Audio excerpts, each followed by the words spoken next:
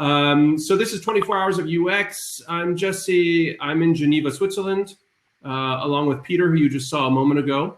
We are the instigators of this crazy and wild UX festival, which is going now, boy, I think we're in hour 10 or 11 already. So it's time for UX Kitchen. And it looks like you're in your kitchen. Is that possible? Yes, I am. Cool. Yes, I am. Yeah, so if you can tell the world, over 1,100 people right now live watching this, you know, who you are, what you do, and I'll just leave the floor to you. If you have a question or anything, if there's anything, I'll still be lurking, as I mentioned, on the dry run. I'll be back if you need me. Okay? Okay, so do we just kick it off? You can kick it off. It's all yours. Since we're already 4 minutes after the hour, I'll leave it to you. Sound good? Okay, sure. Okay, yeah, great. Sounds good. Okay. So hi guys, my name is Njiri, Davigia Njiri. I am the UX lead at Africa's Talking. That is a farm in Kenya, a tech farm that deals with communication solutions. So we build payment and communication endpoints for developers across Africa. So we take care of all that. We make it easy to have, we abstract the telco process for when you're trying to build communication and payment endpoints for your product. Yeah. So has Vijay joined us? Sorry. Yeah, I'm trying to share my screen.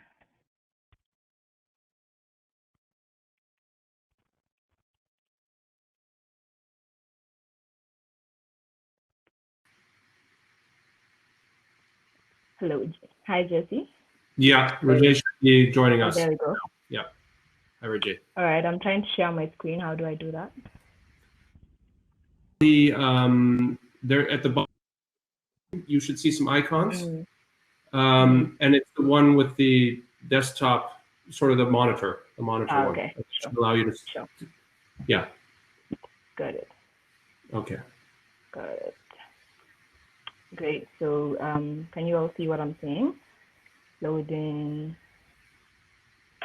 Yes. Is that okay? Sure. All right. So I hope everyone is having a good time. Thank you to Jesse and Peter for putting together all this UX goodness for us. This has been pretty insightful. Thank you for AJ Wood for that Adobe XD walkthrough. I'm really gonna brush up my UI skills. All right, so welcome to UX for Business Strategy. We are going to be doing this with Rajay Shah, and as I mentioned, I am the UX lead at Africa's Talking here in Africa. We are currently in Nairobi and about 15 other markets in Africa, and I'm also the founder of UX Kitchen, which is the community that brings you this goodness today. Okay, so let me tell you a bit about UX Kitchen Nairobi. So UX Kitchen Nairobi was started, interestingly, a year and 4 months ago, and it was initially meant to be like an intimate community. I didn't even think like UX was that big that people cared enough. So I thought, at max 20 people. But we are like 1,000 and 100 and something now and going strong. So I'm really grateful. This is a photo of us at the iHub in Nairobi. We used to meet every first Thursday of the month, pre-corona. But thanks to Jesse and Peter, but we can now do this thing, right? So the photo on the right is also like one of our visual recording, whereby an illustrator in Kenya called Nasho Mai, she like just takes notes for us. So whatever the speaker is saying, just like draws it out so that it's easy for you to consume. And I just thought it was cool to put it in the slide. All right, so why UX for business strategy? We really thought about topics, guys. Like we thought about topics. But what's going on during this pandemic is that people are losing jobs, which is a bit sad. And that means loss of income. You know, people can't afford rent and just bare minimum lifestyle. So, but on the other positive side, what's going on is that people are coming up with businesses. So So my cousin just started a pizza shop in his house, and he's just distributing pizza all over Nairobi, like as of the last 2-3 weeks. So that's another good thing that's happening around this time. So then how do we do business right around this time? How do we put UX at the center instead of it being an afterthought? How do we marry UX and business strategy? And I really hope that today we get to address that in this conversation.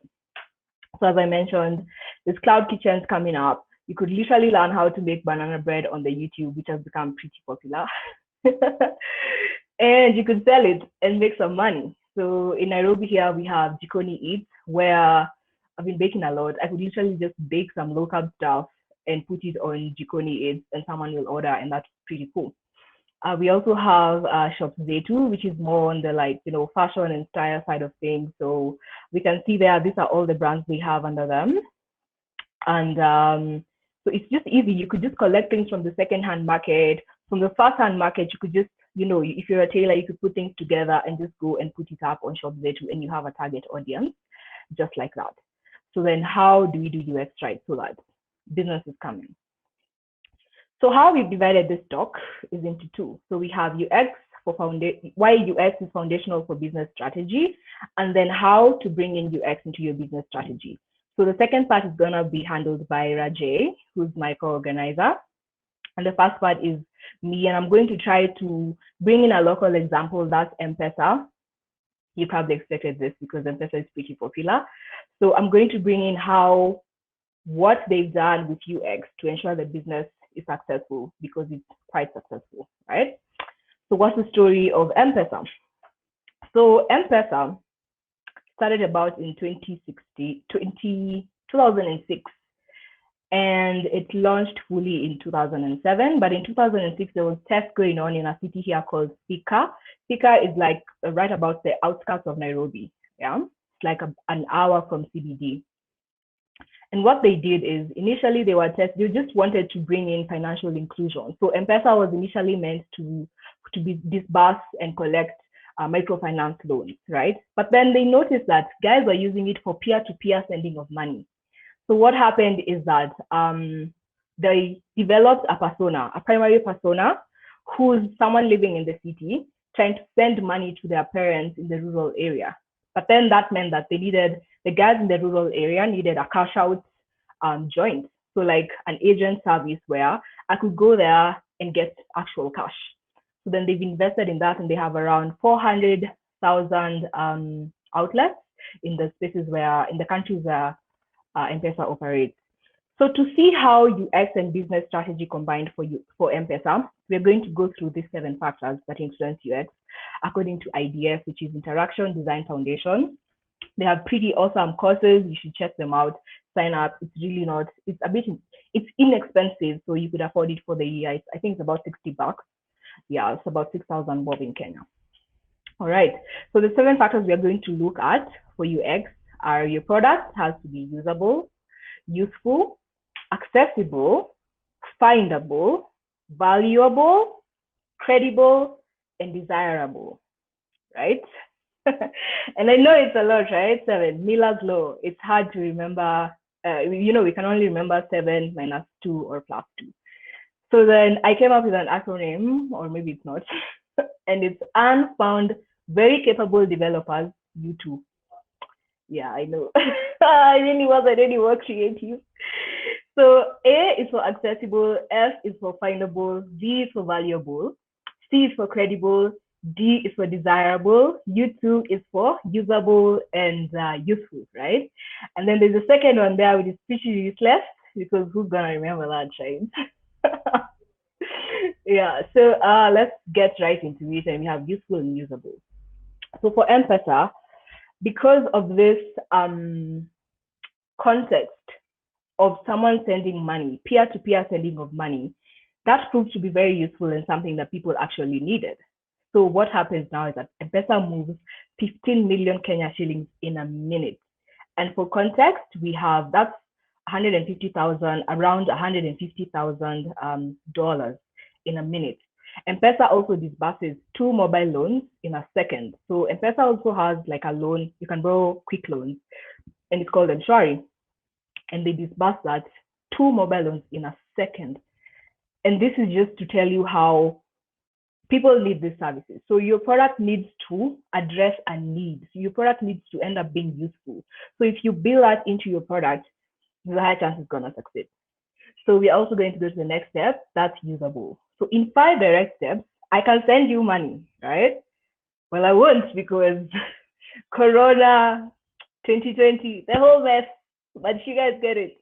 So we have send money, and then I enter your phone number, and I enter the amount, maybe 500 shillings. That's about $5. Enter the PIN number, which is secret, and then they have this service where once I've done entering all that, it can confirm since I put in the number. Did you want to send the money to Rajesha? Because what happens is for you to be registered on M-Pesa, you have to use your original ID. So then they know whose number this ID is linked to. So I'll see, oh yeah, it is Rajay that I do want to send money to. And then I click on yes, or I cancel. So you can see how usable it is. Another thing I'd want us to notice is see how direct and simply the functions are labeled. Send money. There's no big words. It's just send money. And then there's withdraw cash. That's when you're at an agent. There's buy airtime. How direct could it get? There's pay a bill. There's ATM withdrawal. There's my account, which is where you can check your balances and stuff. So your product needs to be so easily it needs to be easy to maneuver. Like anyone of any age, anywhere should be able to use the product, and that way you get a bigger target audience. So you go to the next point, which is findable. Findable is that M-Pesa lives on the SIM card right now because it runs on the Safaricom mobile network. So which means that if it lives on my SIM card, my grandmother could use it, and my grandmother probably has like this phone, like it's a feature phone. It's not Android, it's not Apple, it's not the fancy stuff. It's just a simple phone. But then since I have a Safaricom line, I could access M-Pesa, and that way it's very findable. And for other products, so let's say you're coming up with a business, how do you make sure your product is findable? Is very easy. Like identify your target market. Where are they the most? Just start from there. Yeah. And 2 examples on this factor would be Eneza Education and WeFarm. So Eneza Education is an edtech company here locally, and what Eneza does is that it provides syllabus content to kids in school, right? So what that means is that, like right now where there's Corona, guys are still at home, kids can still study even if they don't have access to the internet. As you can see there, to join Eneza, you just dial *291#.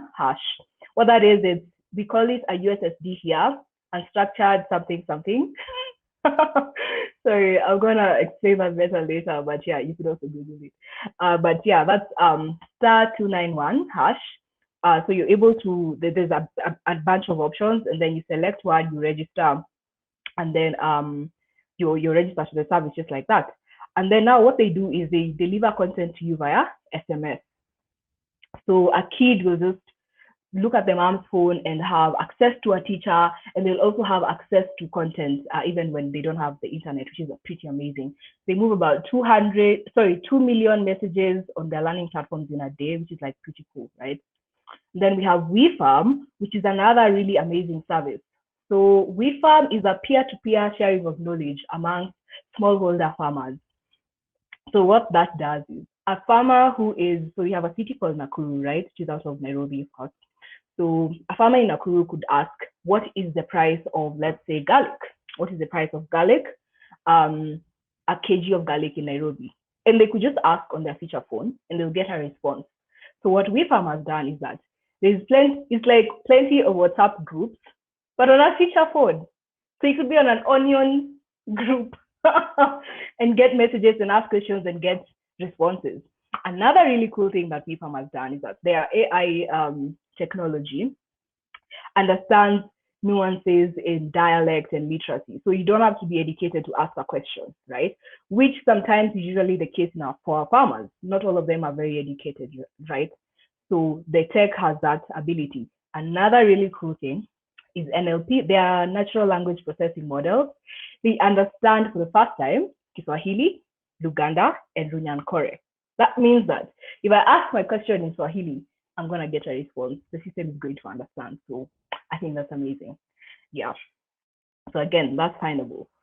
So the other three are credible, desirable, and accessible. So for credible, M-Pesa, as we said, it operates on Safaricom mobile network. The thing is, we're dealing with money. So I'm not about to give my money to just anyone, right? So again, you need to understand your product and the behavior and the psychology around your product. So then it was very easy for M-Pesa to ride on Safaricom and for guys to pick it up quickly because it's Safaricom. Safaricom is a mobile network that provides quality services here. So it's easy to be like, oh, Safaricom has got this, right? So how then do you do that for a business? How do you ensure there's credibility for your product? You could partner with you could partner with guys who like have built their name up. You could partner with, this is actually how influencer marketing grew, because someone credible is talking about your product. So it brings about the effect of trust, right? So for desirable, which is a D, so, it's simple and direct, which is M-Pesa now. So it's very, the steps are very simple and direct, which limits the cognitive load. You saw how they're numbered and how they're named. Send money, withdraw cash, it's very simple and direct. So depending on who you ask, it's very desirable, right? But M-Pesa, since it lives on this, sometimes you can also get it like on your other phone, but I want to particularly focus on this. Since it lives on this, it doesn't particularly have an interface, right? So if you're talking desirable, another cool local example would be CBA Loop, which came about 2018, I'm not pretty sure, but maybe 2-3 years ago, if not more. And what Loop did, it was so well done that it appealed to the youth, and that is who they were looking for anyway, right? So Loop looks really good. The options are really cool. It helps with budgeting. You can ask for loans. You could ask for up to 3 million Kenyan bob for the loan. And just the whole interface is well thought through. And the colors are bright. It just makes you feel like, yeah, I'm using an elite product. So, and that's what the youth want, right? We like pretty things that work, but pretty does help, right? All right, so we go to accessible, which is how do you build your product with the people of disability to some respect in mind? So whether someone is visually impaired, whether they have hearing loss, or maybe it's a learning impairment, how do you build with them in mind? And don't think, oh, it's a small percentage, let's not bother. You should really, because when you build for accessibility, you build for simplicity by default, and that is amazing. So for M-Pesa, we actually have some visually impaired persons who are registered as agents in the agent network. That means that I could walk to an M-Pesa agent and a blind person could serve me, and they know how to do it because the steps are so simple. They also have like software that reads out the instructions on their phone. They've mastered the keypad. So M-Pesa is continuously working on making that easy for both the person who's serving, the person who's also using. So, and I think that's pretty cool. And this is an ongoing debate in Kenya, like how accessible is M-Pesa. So we'll see what also keeps coming up.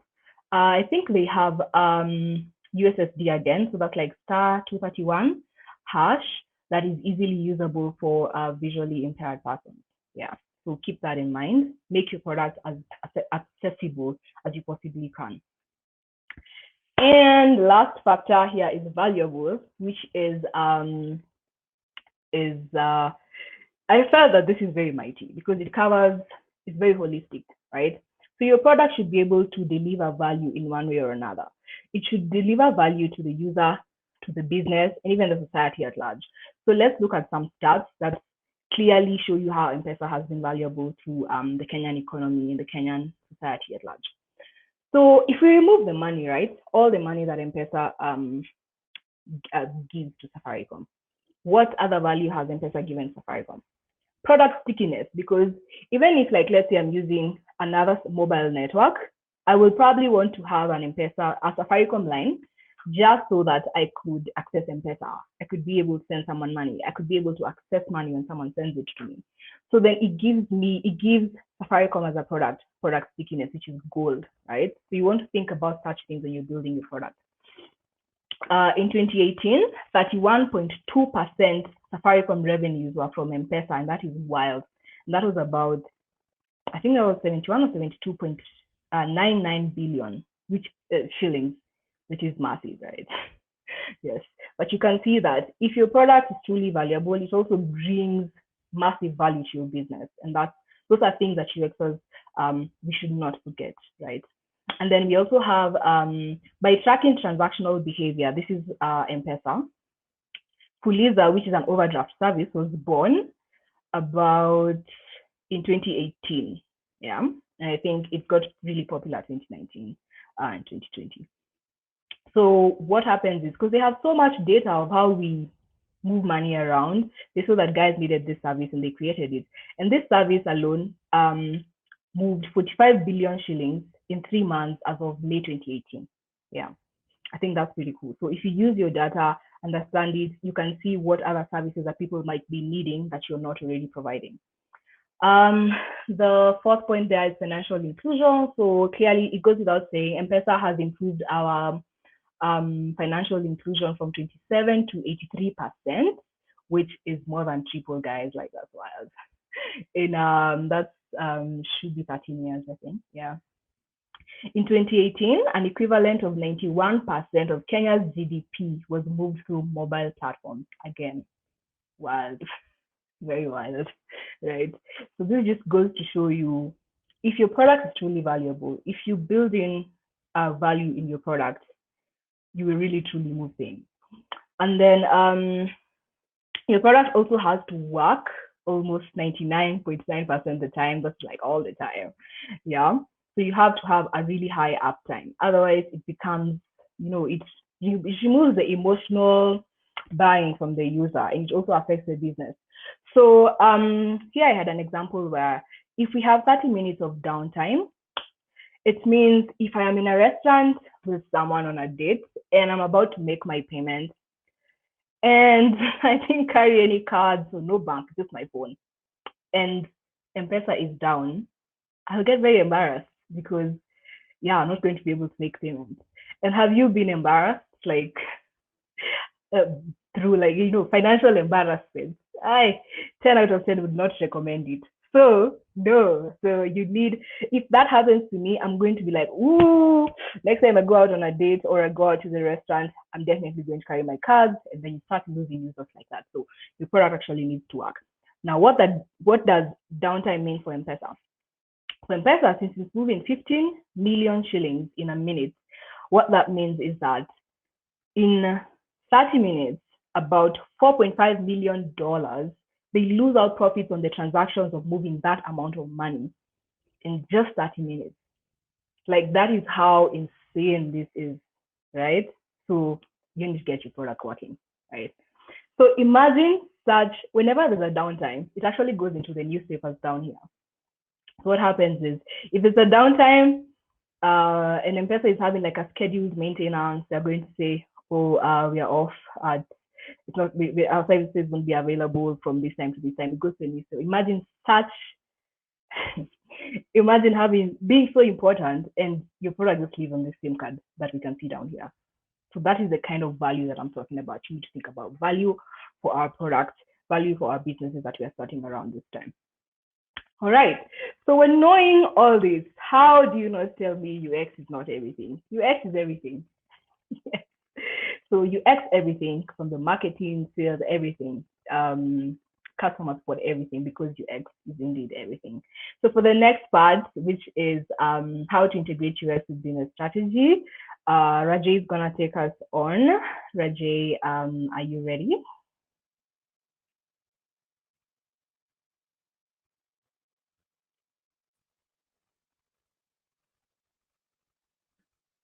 Hey everyone, can you hear me? Hey. Yeah. All right, so will you be sharing your screen or shall I do it? Oh, okay. Do you want me to share it? Okay, let me share it for you. All right. Awesome, thank you. Yeah, thanks so much, Injury, for giving that really awesome breakdown about really how game-changing M-Pesa has been for financial inclusion in Kenya. And guys, Injury is really amazing. She's really transformed and like shaped the UX community in Nairobi. So yeah, don't worry, you haven't. This is not the last you've heard from her. She'll be back right after my section. Cool. So I'm going to talk about how we can integrate UX and business strategy together, and I'll do that for about the next 15 to 20 minutes. The reason I think this is something that's really important to talk about is because I think, like many of you in organizations, the business side of things and the UX side of things are kind of divorced from each other. It's sometimes difficult to communicate and align on the right priorities. Sometimes, decisions made on the business side and decisions made on the UX side might clash and actually impede on each other's progress. And business design is it's a new field, it's growing. There's lots of different ways to define things. There's lots of different ways to explain how you can bring certain concepts in. So obviously you can't talk about everything, but we're just going to talk about what we've learned working in the Kenyan context.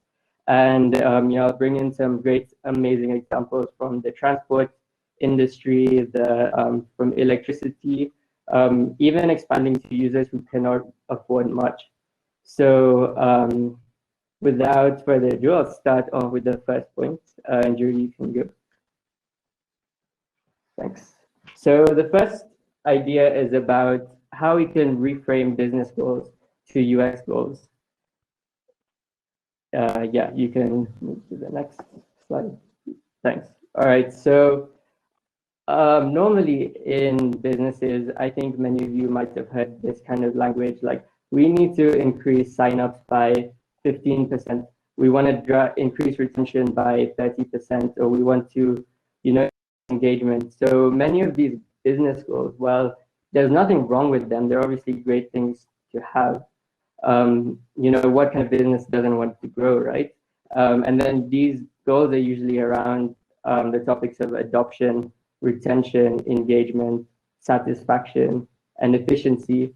But the issue with this is these goals are often abstract and they don't really tell you about the user's experience. So, it's not like I'm waking up every day thinking, I'm going to sign up to these new things. I'm going to use this platform more. I'm thinking about the product and how it's going to help me in my life. So a way to reframe an example like this is, and we can move to the next slide. Instead of increasing retention, we can think of it as by getting more users to continue using our product, how will we have improved lives? And I think Njuri pointed out a great example to highlight this with the banking example, which appealed to young users. So instead of them thinking, let's just drive marketing strategies and let's force our existing product on them, they really went and thought, what kind of product can we build to make this appeal to the younger generation? So that's and another example is with cutting costs. You really need to be clear about what outcome you're trying to get out of the activity that you're doing. So if you want to cut costs, let's say we want to cut costs by reducing calls to the customer service team because we've improved the onboarding experience, which is something that we've actually been working on as Africa's Talking. We've tried to make everything very self-explanatory so that users don't have to keep calling the customer service team, and just make it much easier. So yes, the next point is that business models can be designed. And the next slide, please. So the idea of this is that business models usually trickle down to the user's experience. And I don't know about you, I despise seeing ads. Like I'm trying to go look for some content, maybe read up on something, and then my whole screen is just bombarded by ads and different things. And then, sometimes I can't even focus on what I'm trying to do. And, that's just an example of how a business model is actually impeding the user experience. And, there are different ways around generating revenue. Medium and the new open are using metered paywalls where you can you can still get the same content. And then when you know you're going to use that content continuously, then you can pay for a subscription. We can move on to the next slide. Thanks. So yeah, I'm actually, during this pandemic, we're all at home. We're all, you know, trying to find things to do with our time. And I can imagine that a lot of you look like this guy in this picture here with the smiley face, because many of us are watching more. And one way of how this is, you know, a good business model for the user experience is the fact that I don't have to pay for every single film and show that I watch, but I can pay a $10 per month subscription, and I can choose anything, and I have the freedom to do it.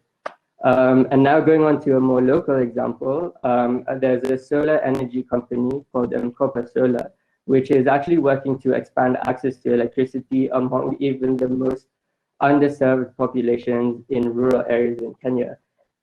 And, you know, getting solar products and, you know, solar panels is not cheap, but what they've done is that they've made it very affordable, but they also let the users pay the equivalent of about 50 cents every day for about until they actually own the product. And during that time, they don't have to use kerosene, so it's healthier. They get the electricity that they need. Luckily, it's Nairobi, and luckily Kenya is a pretty sunny place usually. And yeah, it just goes to show how they really thought from the user's perspective.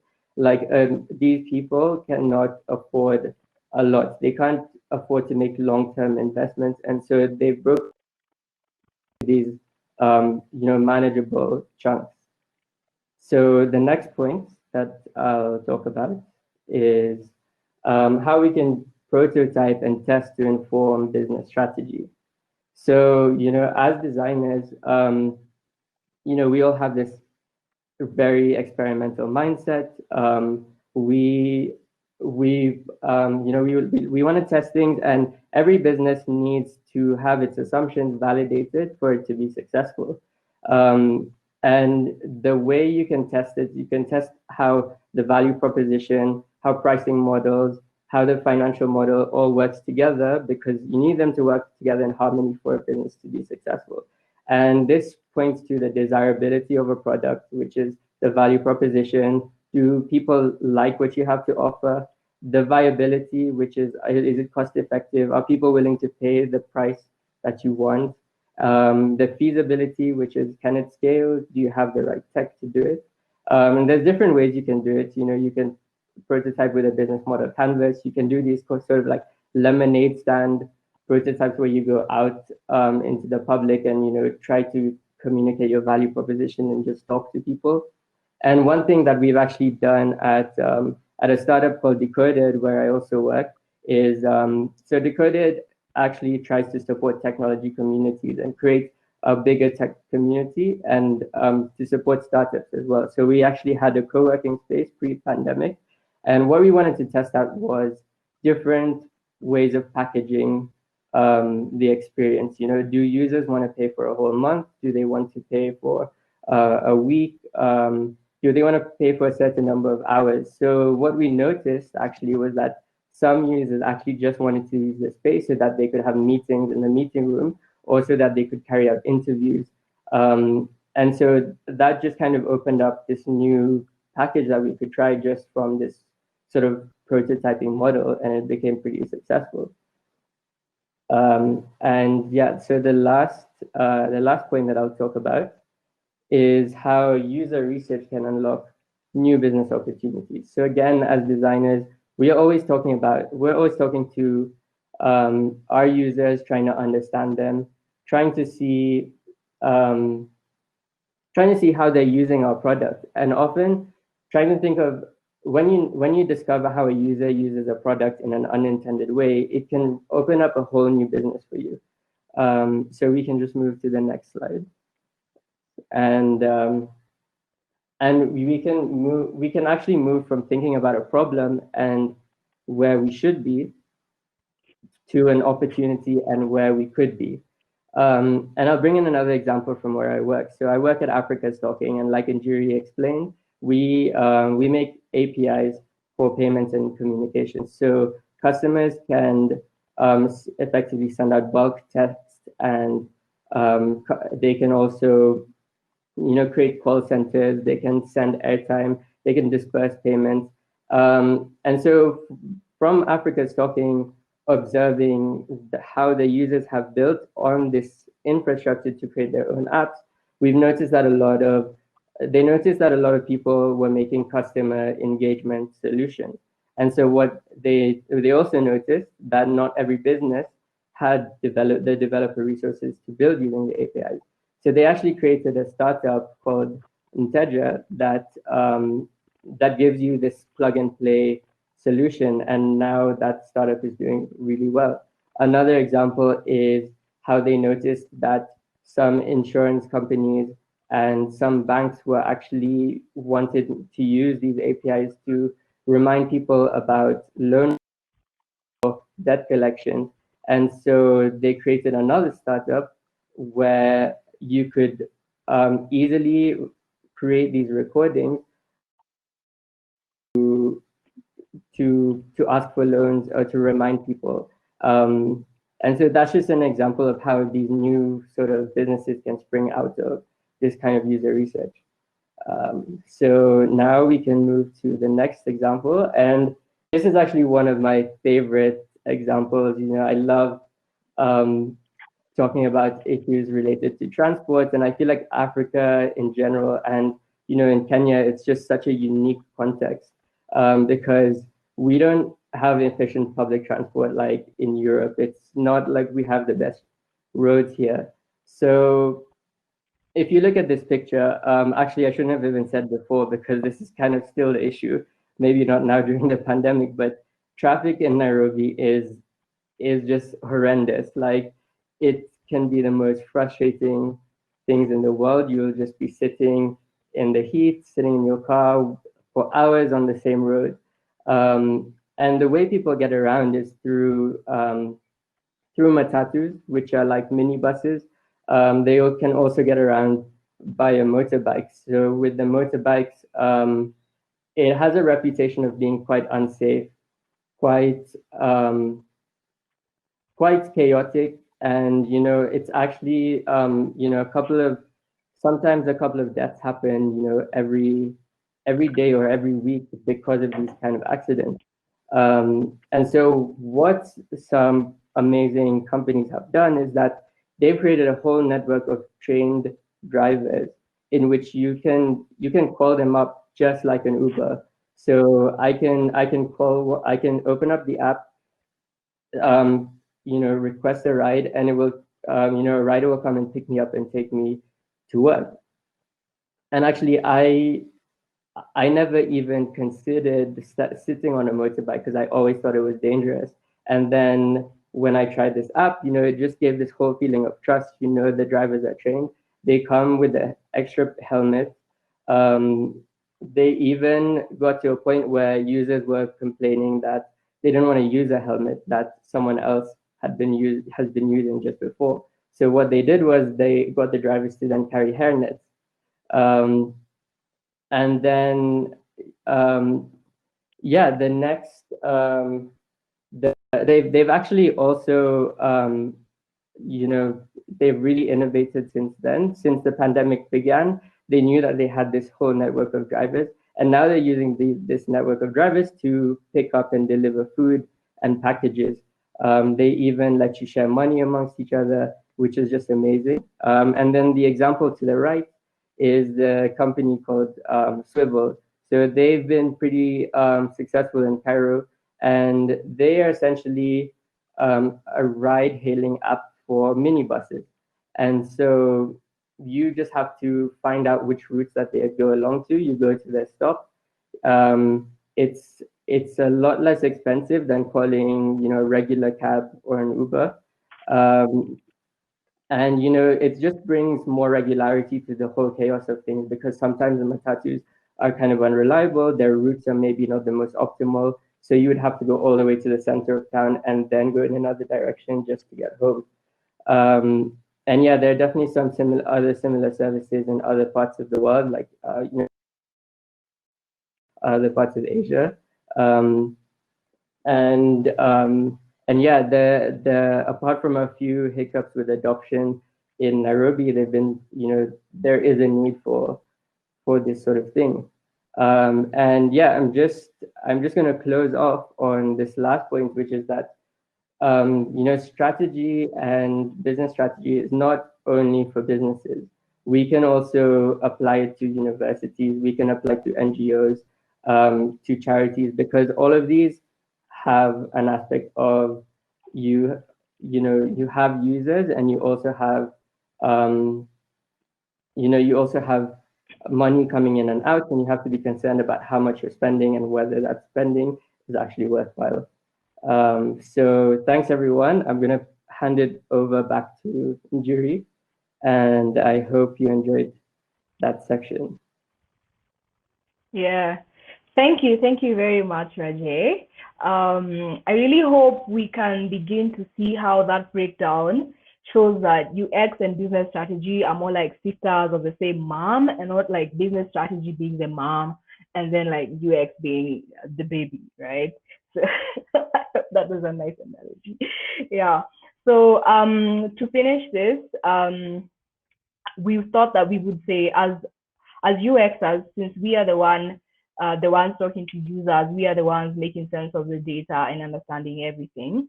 We need to understand that the responsibility of innovation lies with us. It's upon us as a UXer in a project to think through the business design entirely as well. Yeah, so you can see there, this is really the best pick I could get. You know how dogs are empathetic, they just hug you when you come back home. And then they are also like, superheroes. So yeah, make sense of the data, listen to your users, and then design the business. So to finish, here's another local example that we like. So in Nairobi before COVID, on a Thursday evening, Friday evening, you would just pick up your friends, go to a spot like the Alchemist in Westlands, and you guys just have a drink or something. So at the Alchemist, there's this service mulberry cocktails. And what's happening is that since no one's going to the clubs anymore, no one's going to like hang out and stuff, they decided to bring this service to our homes. So they created Mulberry to Go, another example of how you could innovate for your business around this time. So Mulberry to Go means that I could order a cocktail and get it in a bottle. I actually still have the bottle. And then what they did is that it's so presentable, it's so well done, it's so thoughtful. Like, look at this message that says, "Dear Gabiga, Mulberry cocktails are the gift you give to yourself because we miss you," right? And here is, I still have that because it's also like very well, just thoughtful. You feel missed, right? So you stay with the business. And then on the far right, you can see that these are some of the ingredients they added in an envelope, which I thought was also pretty fantastic. So some lemons, some chilies, and stuff to hold it together in your glass. Like, they've got everything to the T.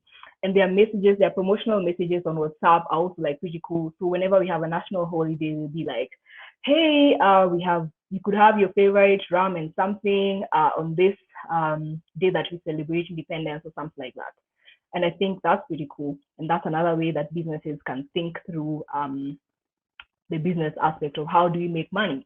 How do we get emotional buy-in so that we stay sustainable throughout this time? Just think through the experience of the user. All right, so that's said and done. We hope that we've convinced you that UX and business really truly go together. And this is Q&A time.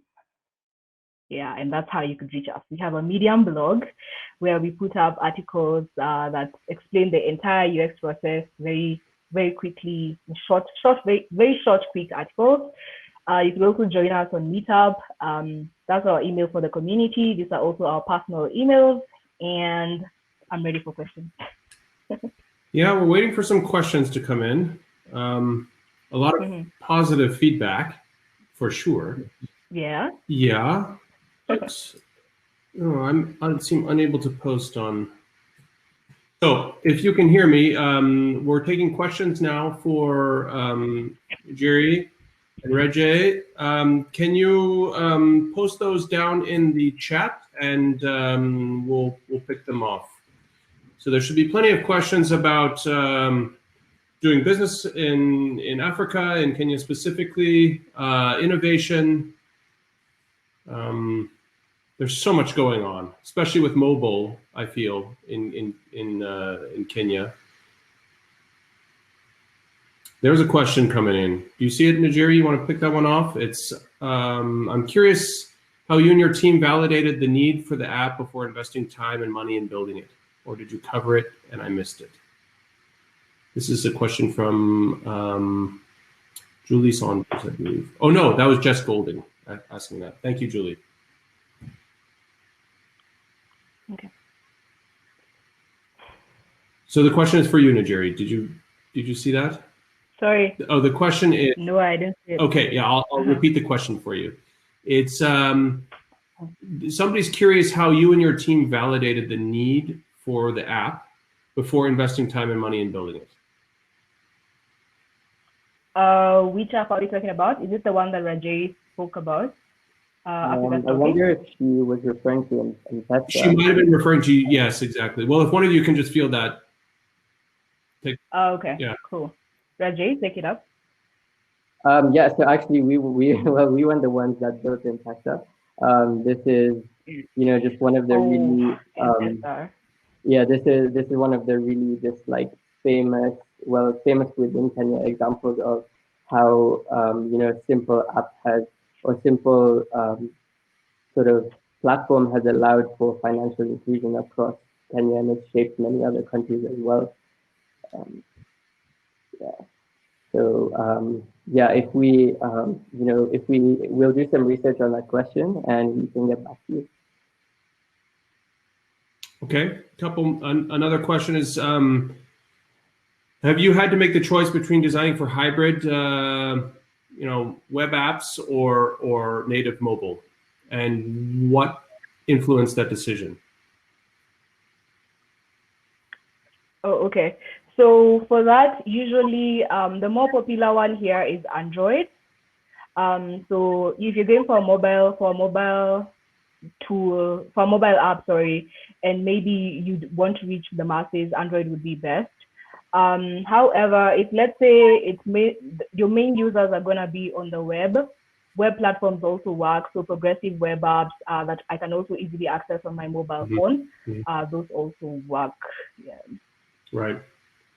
So sorry, just to address the M-Pesa one, I thought that guys are asking about the Africa Stocking example, so that's where we work.